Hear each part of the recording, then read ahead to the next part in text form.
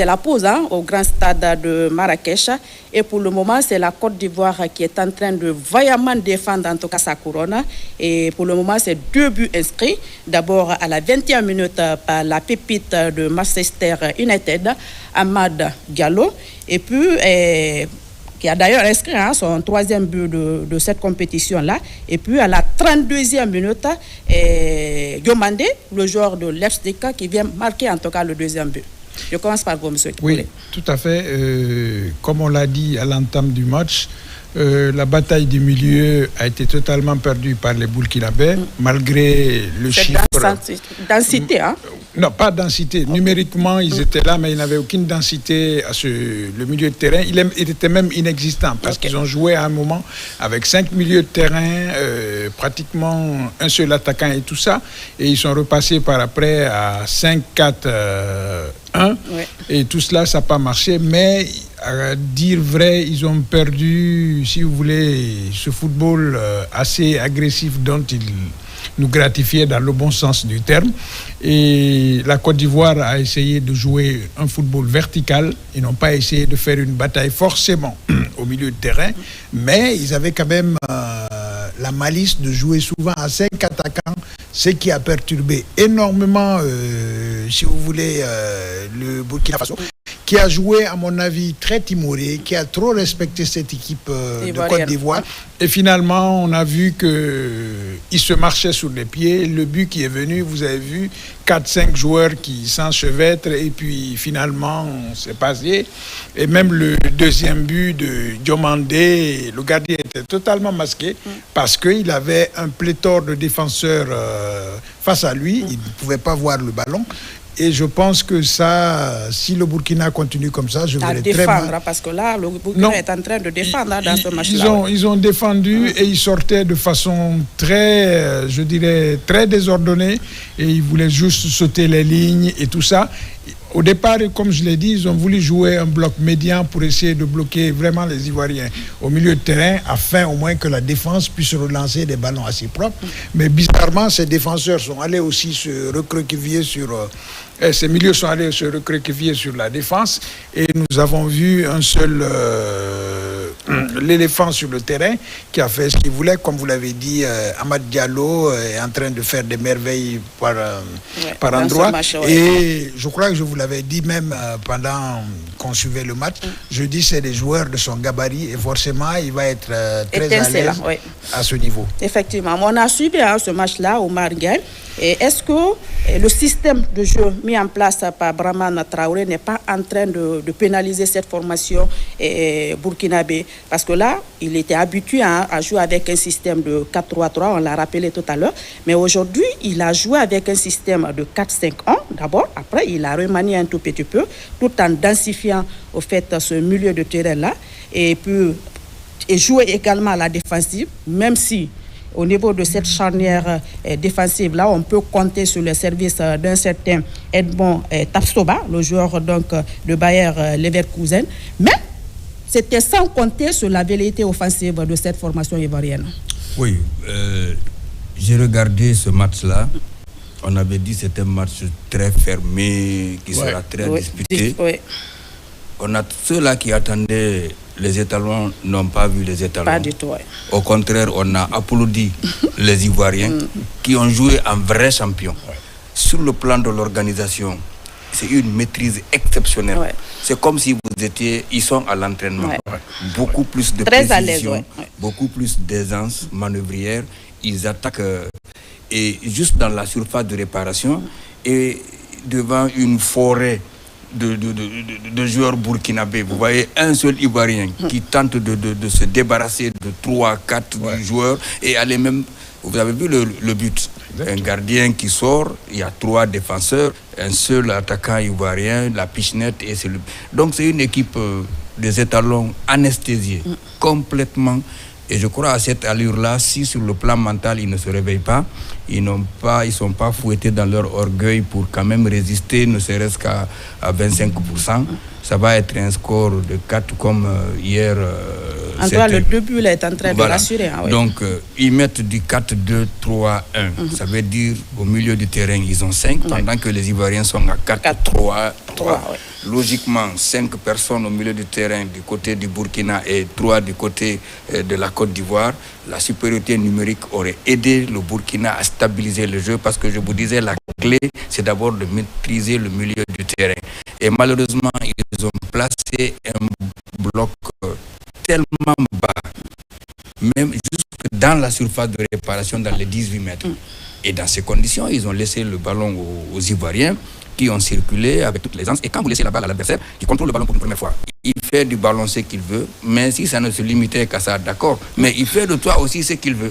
C'est pour ça qu'il driblait comme ils veulent. Et je pense que rien n'a réussi, en tout cas au Burkinabé, cette fois-ci, pour cette première période.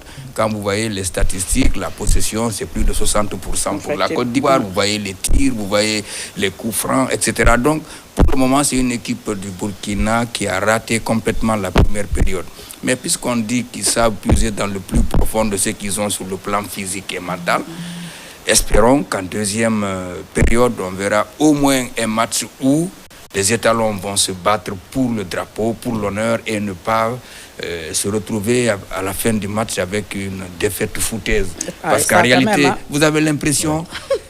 Qu'on ne joue pas les huitièmes de finale, qu'on ne joue pas un match à élimination directe. Mami, je pense que ce match-là permet à la Côte d'Ivoire d'asseoir sa tactique. Bon, c'est vrai aussi, l'Égypte est en train de voir. Chaque match, c'est une tactique, mais pour le moment, c'est une aisance manœuvrière exceptionnelle. Je n'ai jamais vu ça sur tous les matchs qu'on a vus à la télévision ici, où une équipe joue comme si elle est à l'entraînement, elle marque 2 buts, et puis il n'y a pas de résistance. C'est entièrement à l'aise. C'est trop facile pour la Côte d'Ivoire. Voilà. Et qu'est-ce qu'il faut pour ces Étalons-là, pour pouvoir en tout cas sortir la tête de l'eau? Parce que là, on rappelle que c'est vraiment compliqué pour cette formation-là. Quand vous prenez les statistiques, Oumar Ndiaye le rappelait tout à l'heure, c'est 67% côté ivoirien contre 33% côté burkinabé. Vous prenez également les tirs, c'est 12 tirs côté ivoirien et 2 réussis. Un tir burkinabé, un seul réussi. Et les corners, c'est 3 corners à côté ivoirien contre un seul côté burkinabé.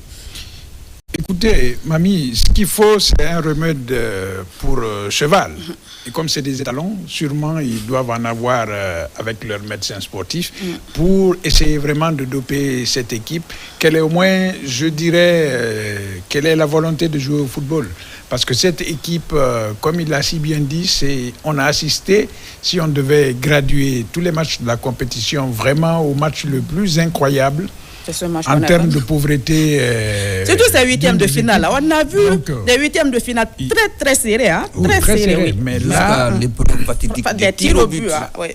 Là, comme on l'a dit. Quand vous prenez d'ailleurs le match qui a opposé l'Algérie à la RDC, qui a tourné en faveur de l'Algérie, c'était au tir au but. Hein? Que voilà, 119e minute de la fin. Effectivement, oui. Voilà. C'est parfois suicidaire. Oui. Donc, il faut que le Burkina se réveille, il faut que le Burkina apprenne, je vais dire comme ça, apprenne à jouer au football, que le Burkina ait vraiment une occupation rationnelle du terrain. On l'avait dit au départ ici, il faut, parmi les solutions qui permettront à une équipe de gagner, c'est une occupation du terrain. Et l'occupation a été faite par la Côte d'Ivoire. Et là, maintenant, vous avez vu, le Burkina est carrément sous l'eau. Maintenant, en deuxième période, il faut que le Burkina se réveille. Il faut que le Burkina ose attaquer. Parce que là, j'ai eu vraiment pitié de l'attaquant qui était là.